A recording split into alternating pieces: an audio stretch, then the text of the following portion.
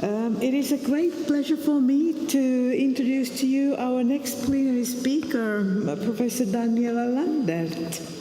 Daniela is a professor of English linguistics at the University of Heidelberg, and she specializes in pragmatics with a wide range of research interests, among them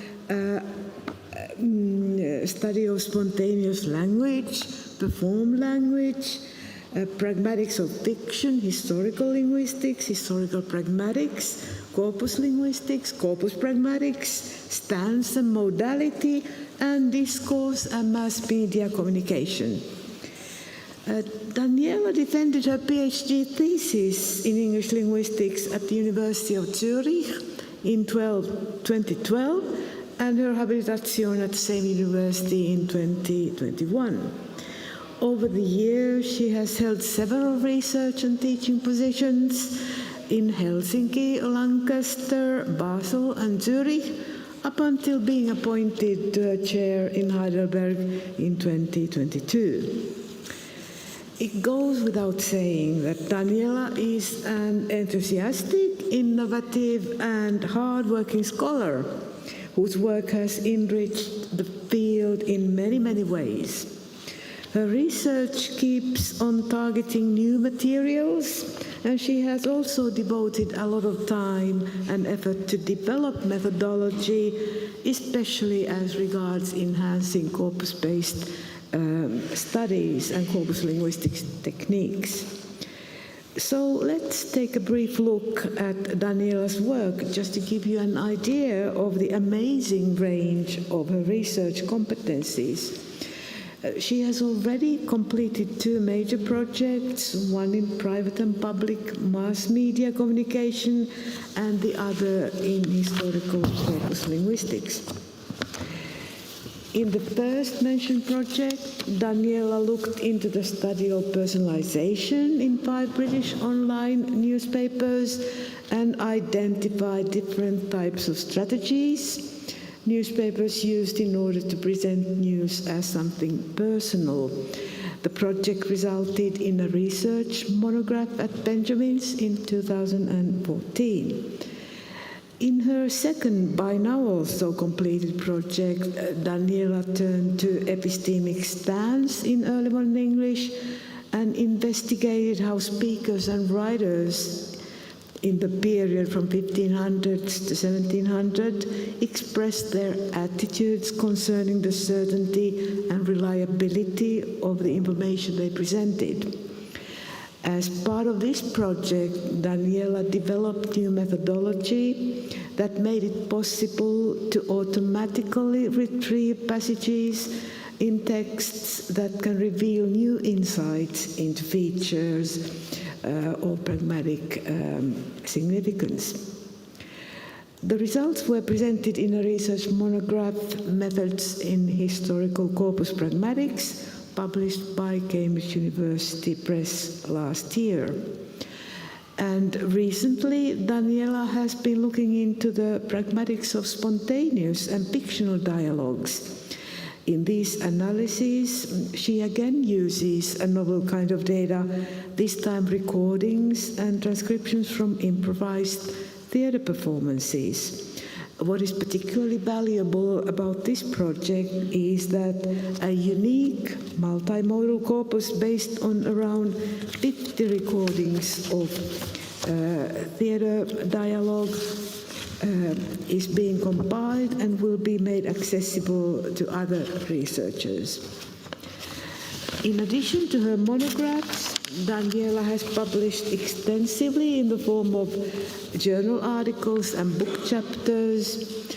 She is also the current editor of the prestigious Journal of Historical Pragmatics and member of the editorial board of the Journal of Pragmatics, the Journal of Language and Pop Culture, and the book series Pragmatics and Beyond new series. Add to this her teaching duties and the 7 doctoral projects she's supervising, or actually only 6, now that one of the students submitted her work the other day.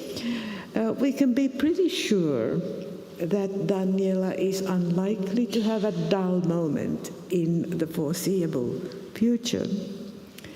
And in her talk today, Daniela will take us to an exciting and so far much uncharted area, the claims of no knowledge in early and late modern English. So, Daniela, we are very much looking forward to your talk. The floor is yours.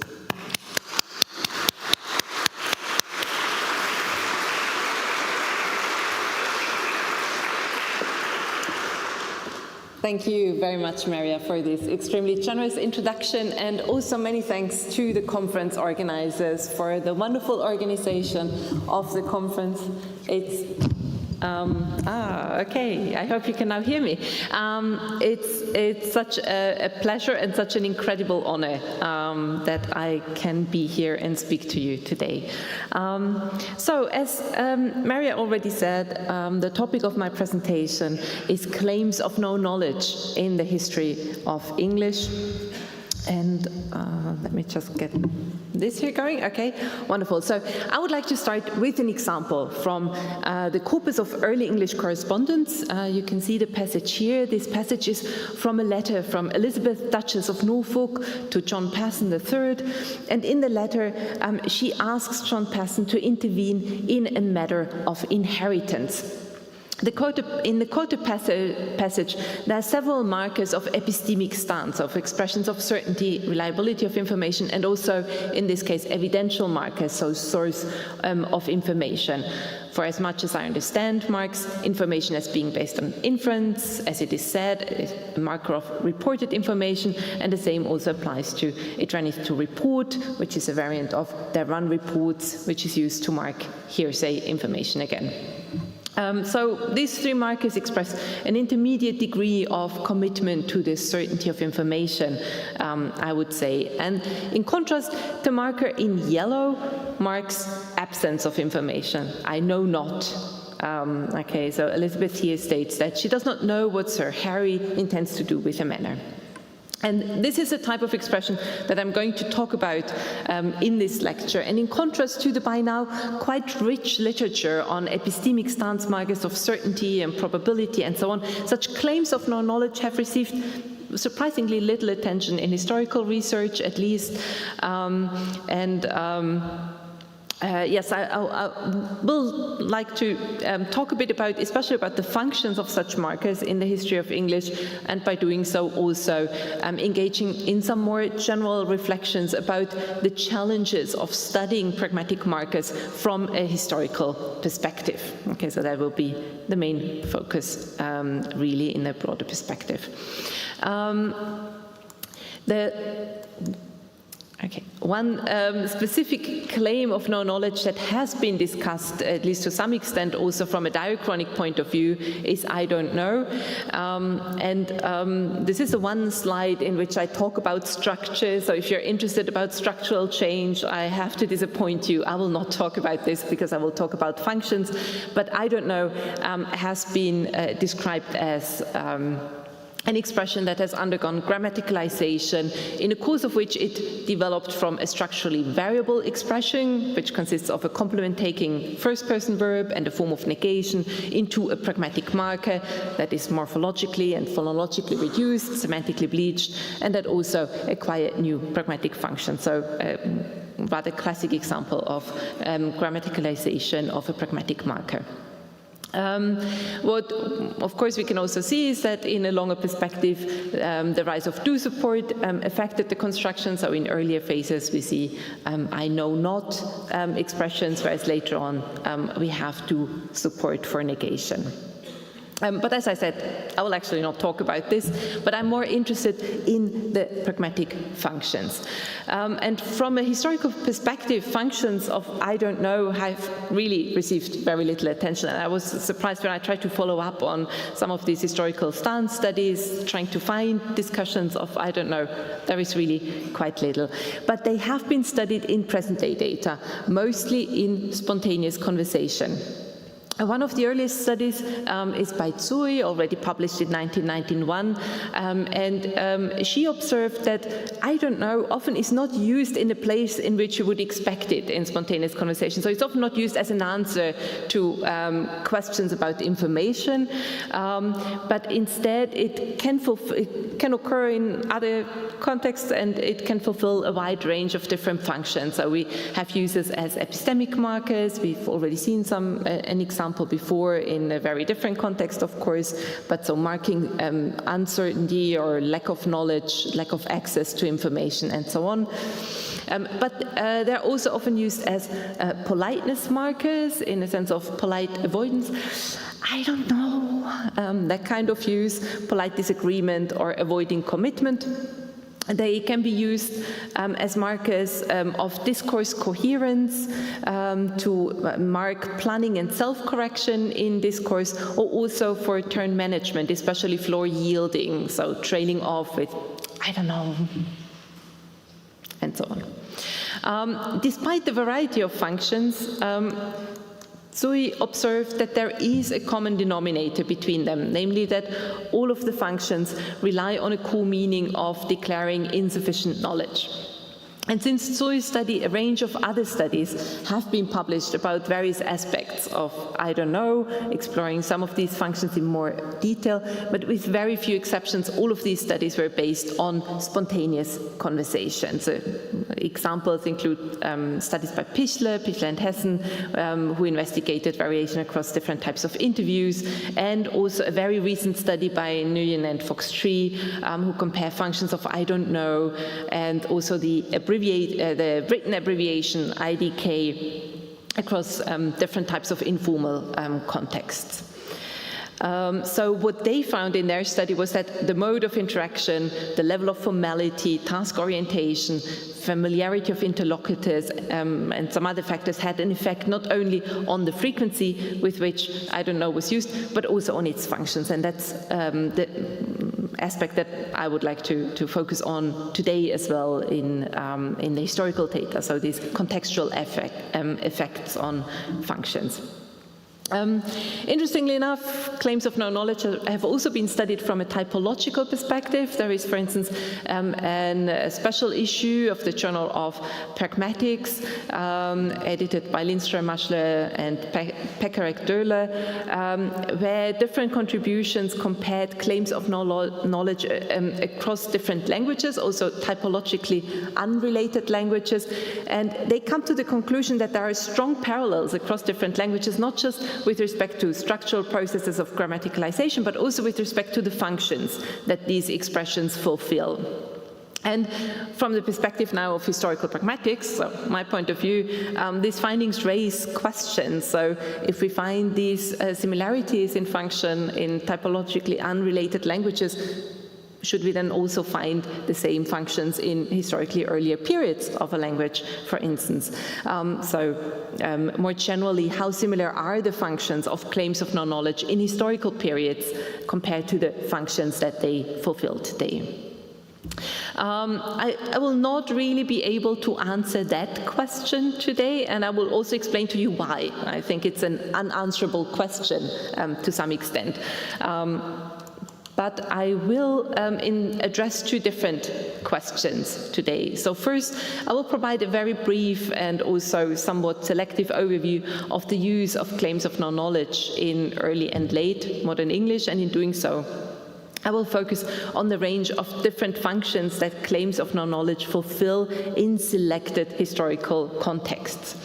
I will argue that these functions depend to a rather large extent on context at different levels, so the form of communication in which they occur, the activity type of which they are part of, and the communicative and social roles of the speakers that use them. And this will then... Oh, I'm sorry, I just realized that I forgot to click. Apologies for that. This will hope it won't happen again. Okay, so this will then lead me to the second, much broader question. namely how we can study change in pragmatic functions across time. And I will focus on two challenges in particular. First, that we have very different types of data available for studies of historical and present-day language use. And then second, that even contexts that may appear to be the same often include quite marked differences across historical periods and differences that affect the functions of stance markers, so differences that are relevant for us. For the empirical part of my talk, I will rely on 5 historical corpora. 2 of them, the Helsinki corpus and the Archer corpus, probably don't need any introduction, so they're cross-register corpora that cover long periods of English. I will exclude the earliest periods of the Helsinki corpus, since I will be focusing on early and late modern English only. For the 2 case studies, I then use 2 genre-specific corpora, the corpus of early English correspondence. I already showed you an example from that corpus at the beginning. So this includes letters from 1350 to 1710, and then also the Old Bailey corpus, which includes trial transcripts from 1720 to 1913. And the final corpus that I will mention briefly at some point is the corpus of English dialogues, which is at the same time both a specific and a cross-register corpus. It includes speech-related texts, so that's a restricting factor, but then different registers of speech-related texts. These are the expressions that I will include in my analysis. For most of the talk, I will talk about I don't know in its various realizations, but I also included a small number of additional expressions in the quantitative overview. I cannot say and I cannot tell are 2 expressions that I looked at in an earlier study, and they turned out to also be used quite regularly as claims of no-knowledge, so similar to I don't know. And I would not, I would never is an expression that's used in the older data and that then disappears quite soon. And of course, there are many other expressions that one could look at. So these are not the only expressions that can be used to claim absence of knowledge. So let me start with a very brief overview of the overall frequency of these expressions. And on the left here, you can see the overall frequency of the expressions in the Helsinki corpus, and on the right, their frequency in the Archer corpus. And there are various observations that we can make with respect to the distribution of forms. So we can see that we have instances of I would not and I would never in gray in the first 2 periods that I included from the Helsinki corpus. They then disappear. We can see that I know not in dark blue increases, and we can see then how with the rise of do support that's increasingly replaced by I do not know and I don't know, both covered together in pink here. There are also meta-communicative expressions which vary in frequency quite a lot. So if you wonder about this dark green bit in the Helsinki corpus, that's I cannot tell, and that's very misleading here, because that actually goes back to just a very few number of texts from trial proceedings which greatly spike that frequency there. So the one thing that that I think is important and that we should keep in mind from these frequency evaluations here is that these expressions are actually quite frequent. So I included with the line that's the frequency of I think just as a point of comparison, and I think it's probably the most frequent stance marker that we can find throughout the history of English, which also has been studied quite a lot, and these declarations of no knowledge are surprisingly frequent in comparison to I think. So I think they deserve some more attention as well. I say that's the one thing that I would take away from this, because there are a number of rather serious limitations to what I just showed you. Well, there are, of course, so these were just normalized frequencies of all the instances of the expressions that I found. So I didn't engage in any manual sorting out of expressions that are not used as declarations of no-knowledge, such as uses of know with different meanings. For instance, I do not know this person, modified and negated instances, and so on. As I said, there are also lots of other expressions that one could include, of course. And perhaps most importantly, there are very strong contextual effects that affect the frequency of such declarations. And I would just like to very briefly illustrate this in terms of frequency with a register comparison here from the Archer corpus.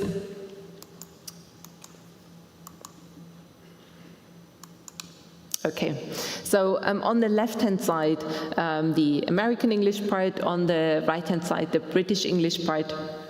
And we can see here, perhaps unsurprisingly, advertising does include 0 claims of no knowledge. Not surprising. There are other also registers such as legal texts, medicine, news and science, which include very few instances, whereas we can see many instances in letters, drama, fiction and diary. So register variation very obviously is really important here.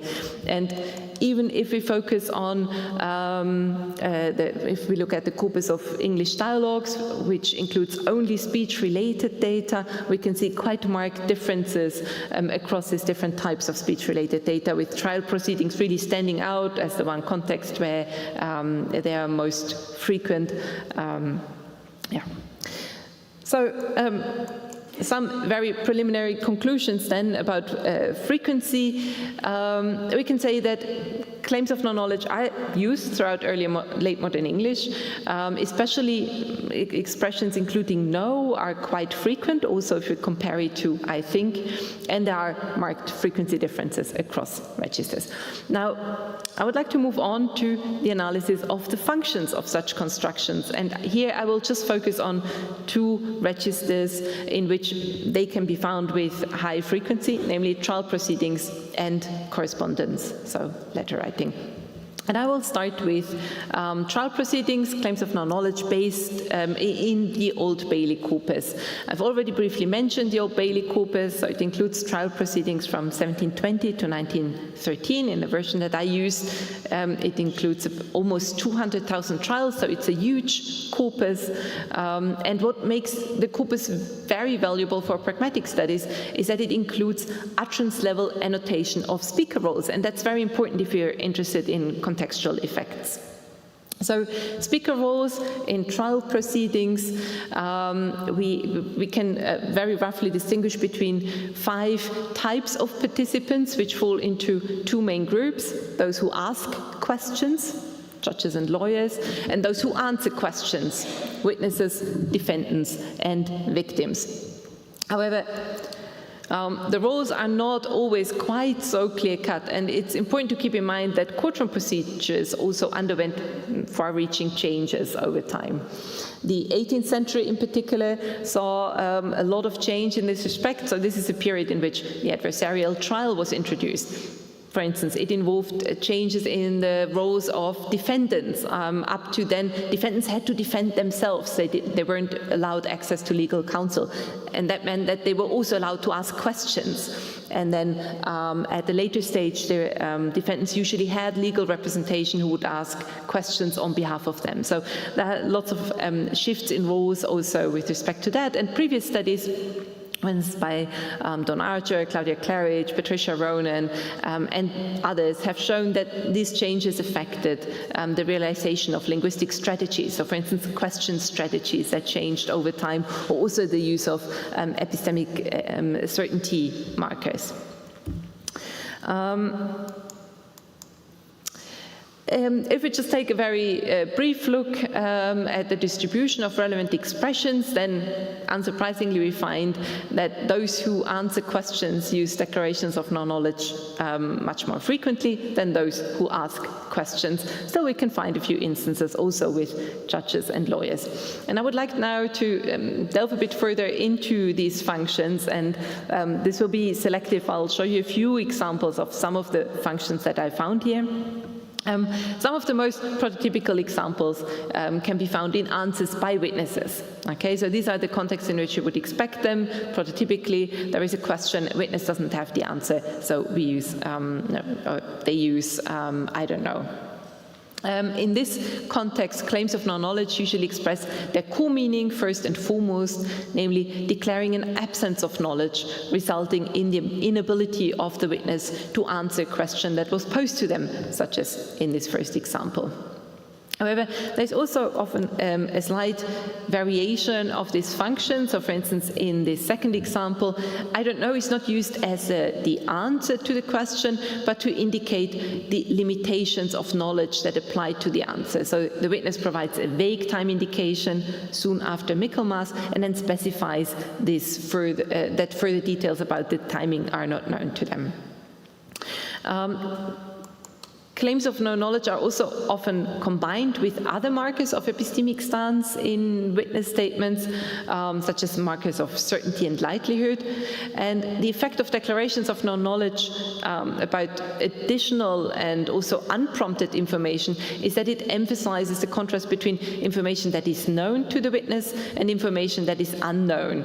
And this is very important for creating credibility. So whatever I mark as certain is certain, and then I also tell you what I don't know so that you believe what I told you to be certain. These functions can also be found for victims and defendants in very similar ways, and I will not go through these for time reasons. Instead, I would like to briefly talk about some other uses that we can find by defendants that occur outside of question-answer sequences. So these are uses that occur in the defense. The defense that's a part of a trial, so at the end of the trial, after questioning of witnesses, the defendant usually gets the opportunity to briefly respond to the accusations. And in this defense, we can also find declarations of no knowledge that in this case demonstrate the innocence of the defendant. So in the first case here, for instance, the defendants state that they do not know how a stolen watch ended up in the bottom of their petticoat, or that they do not know where a stolen cash book is. Okay, so that kind of, I don't know how that happened, so I must be innocent, which is quite different from the effect that we get with the witnesses.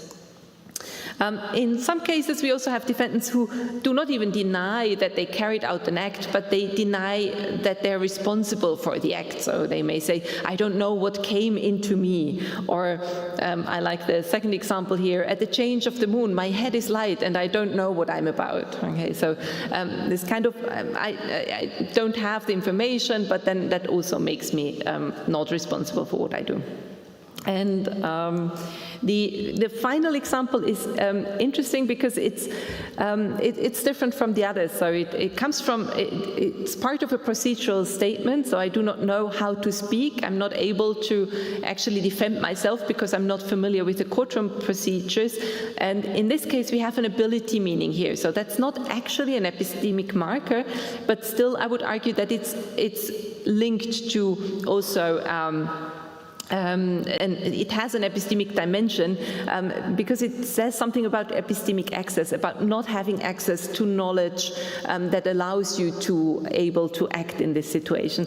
And this is also an example where I think it can show that it can sometimes be tricky to draw a very clear line between these different meanings of know, so to clearly distinguish between ability meanings and epistemic meanings.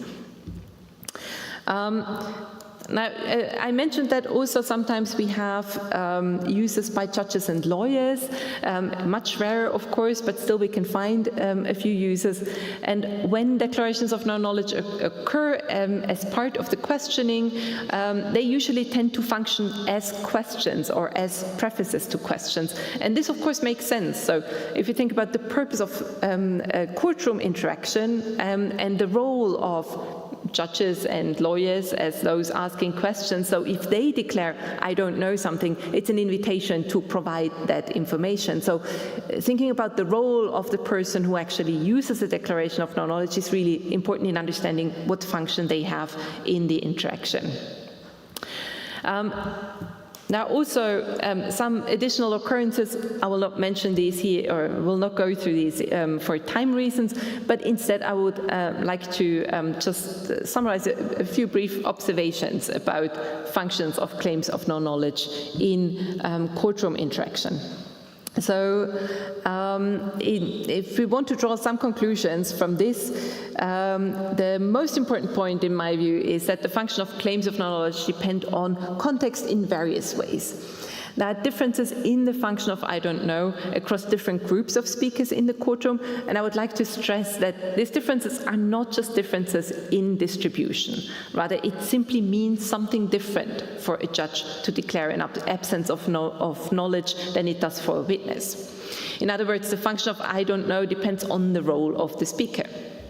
And if we think about interaction, as an interlocutor, we always take such contextual information into consideration when realizing or interpreting pragmatic functions. And that means that also as researchers, we need to find ways of accounting for such contextual information in systematic ways. In addition to role differences, there are also differences between different communicative activities. So for witnesses, whether they use I don't know as an answer to a question or in a contextualization of an answer, or for defendants, whether they use it while being questioned or as part of their defense. One thing that all of these uses have in common is that they occur in a courtroom, and this aspect of context affects the interpretation of epistemic markers perhaps even most profoundly. In informal spoken conversation, we would usually assume that epistemically unmarked utterances represent information that the speaker believes to be true, in line with Grice's maxim of communication. However, this very clearly does not apply to courtroom interaction. Here, the entire purpose of the interaction is to test and challenge the truthfulness of statements. Okay, and again, we have to take this into account when analyzing epistemic markers. And in light of this, it is, of course, not surprising that the functions that we can find in this type of data are very different to the functions that were described for present-day English spontaneous conversation. So polite avoidance and polite disagreement are simply not to be expected in courtroom interaction. Term management is institutionally regulated in a courtroom, and also self-correction would be much more marked in this context. So what we can observe here are not diachronic differences, but they're first and foremost differences in the communicative context that we study. The second context that I would like to briefly look at is letters based on the corpus of early English correspondence. And this corpus includes letters that were written between 1350 and 1710. It is much, much smaller than the Old Bailey corpus, only 2.2 million words, but wow, 2.2 million words of letters, so still quite a large resource. And again, what makes this very relevant for pragmatic analysis is that there is a lot of information included about the social background of the speakers and of the letter writers, I should say, and the relationship between the author of the letter and the recipient. There are several factors that are relevant when it comes to the use of claims of knowledge in letters, so factors that are linked to the conditions under which letters are produced. In terms of the communicative situation, we have written interaction that is non-synchronous. So while we can find exchanges between letter writers that go back and forth, these exchanges do not take place in real time. There is considerable delay and also often unknown delay between the sending and the reception of the letter. That also means that declarations of knowledge usually are not used as direct responses to questions because we don't have these question-answer sequences in the letters. In terms of activity types, these are very varied in the letters. So in some cases, letters are simply written to uphold communication without much content. So we can even find letters, I don't have much to say, I just wanted to send you a letter to know that I don't have anything to say. But of course, usually we have information in there, so they can include personal news or also political news. Keep in mind that this was before the arrival of newspapers, so letters played an important role in passing on information about current events, for instance. And of course, we can also find a wide range of different speech acts, such as requests, apologies, thanks, and so on and so forth. In line with this variety in activity types, we can also find a wide variety of uses of declarations of no-knowledge and different functions. And again, for time reasons, I will only be able to talk about a few selected examples here. Some of the functions that we find are directly linked to the nature of the letter exchange, and especially the fact that letter writers can never be sure if and when their letters reach the recipient. Thus, we can often find openings that include declarations of no knowledge about the status of letter delivery. And such letter openings are also formulaic to some extent. These serve to establish common ground also between the letter writer and the recipient. So, okay, so this is my state of knowledge. I know that you received that letter. I don't know whether you received my most recent letter. In some cases, they can also imply requests. So in the second example here, we have a declaration of no knowledge about the delivery of a previous letter, which is combined with an explicit wish for a letter from a recipient. So, I don't know whether you've received my letter because I haven't heard from you. Please answer. So without the please, but that's kind of the message here. So in this case, they can take the role of a request. Sometimes declarations of no knowledge refer to a lack of recollection about previous communication. So letter writers do not remember what information they already shared on previous occasions if they don't have the copies of the letters that they sent. And again, in terms of function, such declarations then serve to establish common ground between the letter writer and the recipient by stating the writer's state of knowledge and providing an explanation for information that may be redundant. If we look at examples that occur in the context of news reports, so passing on news about current affairs, for instance, then we can find declarations of no knowledge that show quite some similarities with the uses that we saw in witness depositions. So here, letter writers use declarations of no knowledge to mark the limitation of their information and, again, to enhance the credibility of their news reports. So to say, this is information that I have, but I don't know whether it's true, or I don't know whether these two reports disagreed. One example that I would like to discuss in a bit more detail is one that's quite different from what we've seen so far and different from trial proceedings. And this occurs in a letter that is written to a family servant on behalf of the servant's employer. And I will give you some background to this. So the letter is part of a longer series of letters. So the situation that we have is that the family servant was sent to Italy in order to secure a number of pieces of art on behalf of their employer. These pieces of art included an Adonis. I assume it's a sculpture, perhaps similar to this one, probably not exactly this one. This is one that we can find in the Louvre today, but something like that. And so the servant had spent several months in Italy and occasionally sent letters, but for the last few months, I think, no letters arrived anymore. And the employer thinks it would be time for the servant to come back. Okay. In this case, we have the declaration of no knowledge included in what should hinder you now, I know not, so kind of please come back. There is no further reason for you to spend any more time in English. And in this case, it emphasizes a request. So that's quite the opposite from what we find in present-day English conversation, where it's usually used to hedge requests, so to increase politeness.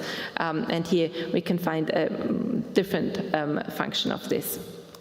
I wanted to show you the picture. I'm sorry, I'm not able to keep up with clicking. Apologies for that.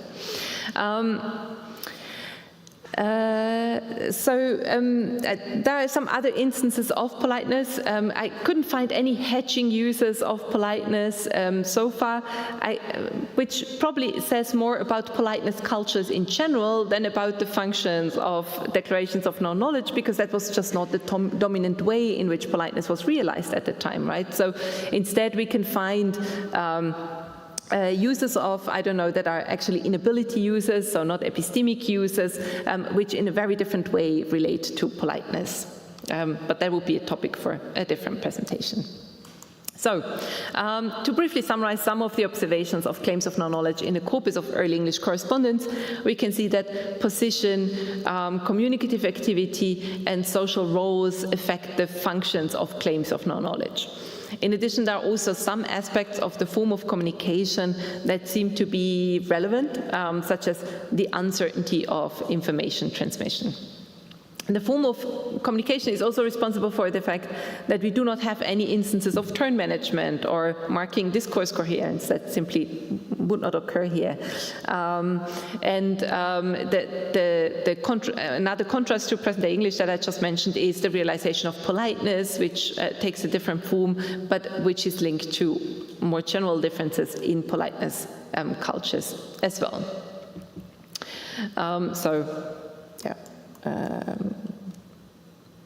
That's about the differences here.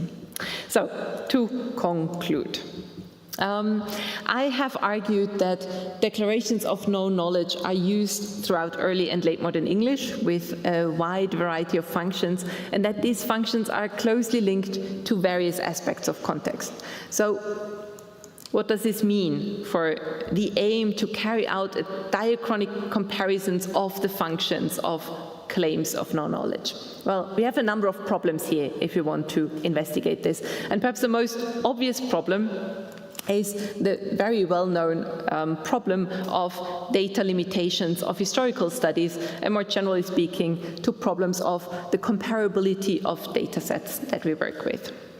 The results from present-day English are mostly based on spontaneous conversation, whereas the results that I showed you from historical periods came from trial proceedings and correspondence, and based on what we discussed, or what I discussed, and on the contextual factors and the role that these contextual factors play for pragmatic functions, it's clear that comparing results across these two data sets makes very little sense, really. So what can we do then? The options for comparable data sets, unfortunately, are very limited. Okay?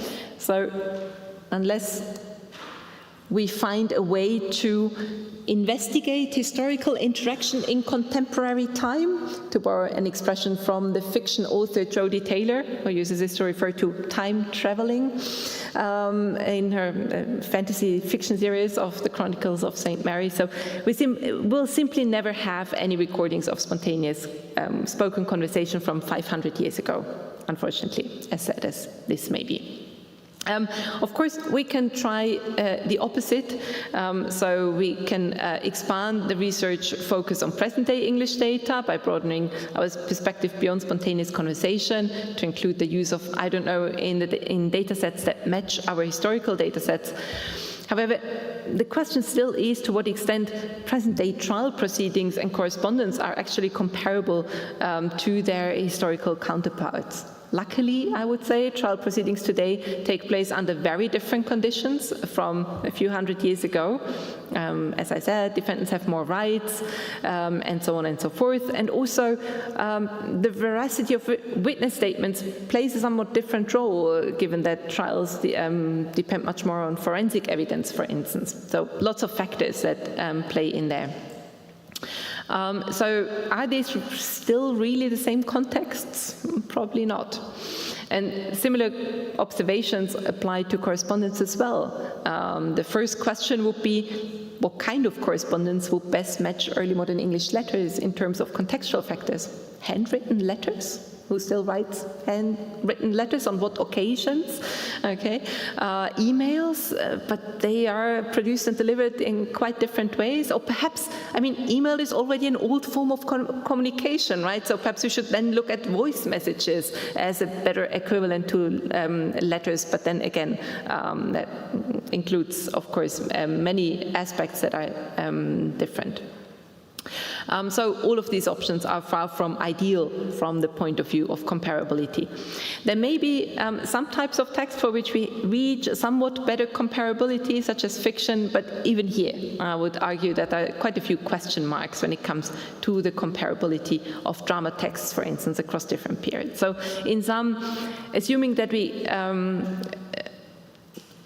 we can find data sets that are rich in stance markers and that are fully comparable across centuries is simply an illusion. We will never have that type of comparability. And this is impossible not just for practical reasons, but on theoretical grounds, because the contexts are different.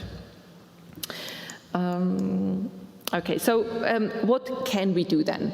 I believe that there are two aspects that are very important when we want to understand shifts in the pragmatic functions of stance markers, and probably this applies also to pragmatic functions beyond stance markers, but I will just make this claim for stance markers here.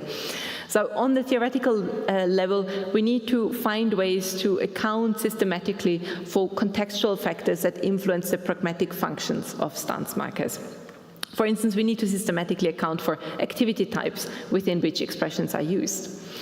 When then investigating change, we need to analytically distinguish between communicative activities that change and change in pragmatic functions of given expressions. We need to understand pragmatic functions of stance markers as conventionalized interpretations of stance expressions that depend on their core meaning as well as on the communicative context in which they occur. If you want to trace changes of pragmatic functions, we need to distinguish between shifts in communicative activities and changes with respect to the interpretation of an utterance within a given activity. And this will, I think, require new theoretical frameworks for the study of stance markers. At the moment, we don't really have the frameworks to tackle this systematically. So that's kind of the pessimistic part, I would say. So that's what's missing. On the level of data, I would argue that rich information about data is needed. And this is by no means a new insight, of course. So, for instance, when writing about the so-called bad data problem in historical pragmatics in 2003, Maria Kütte and Terry Walker came to the exact same conclusion already. However, I believe that in times of ever-growing corpus sizes and also new methods that remove the researcher ever further away from the data, it may be important to remind ourselves of that. So we need to engage with the data. We need to understand the background. We need to know who these letter writers are and what the conditions were under which they produced the letters, and the same for courtroom interaction and any other type of data. What's actually a very positive note is, I think, is that to study pragmatic functions, corpora do not necessarily have to be huge. I mean, the Old Bailey corpus is huge, it's a very valuable resource, but even much smaller corpora can be really, really helpful to study pragmatic markers. So richness in meta-information is much more valuable than size in many cases. And the good news is that many such historical corpora already exist, at least, I should say, for early and late modern English, and at least for British English. And of course, the situation looks very different if we look at other varieties of English, as was also discussed in a workshop on Monday here. In my presentation today, I only included a very small selection of the corpora, the historical corpora that we have available. There are many more, some of which have been compiled by people sitting in this room. As someone who has had the privilege of working with historical corpora that were compiled by other researchers, I'm just truly grateful for the wonderful resources that we do have. And I think also that for some of these corpora, they're actually not used to the extent to which they deserve to be used. There are true treasure troves of data out there just waiting to be investigated, and that's just an open invitation to all of you to tackle those corpora and to engage in analysis of these data sets, even if it can be hard to familiarize yourself with the corpus that you did not compile yourself. And with these words, I would like to end my presentation, and I look forward to your comments and questions, and I hope I won't need to use too many declarations of no knowledge in answering them. We'll see about that.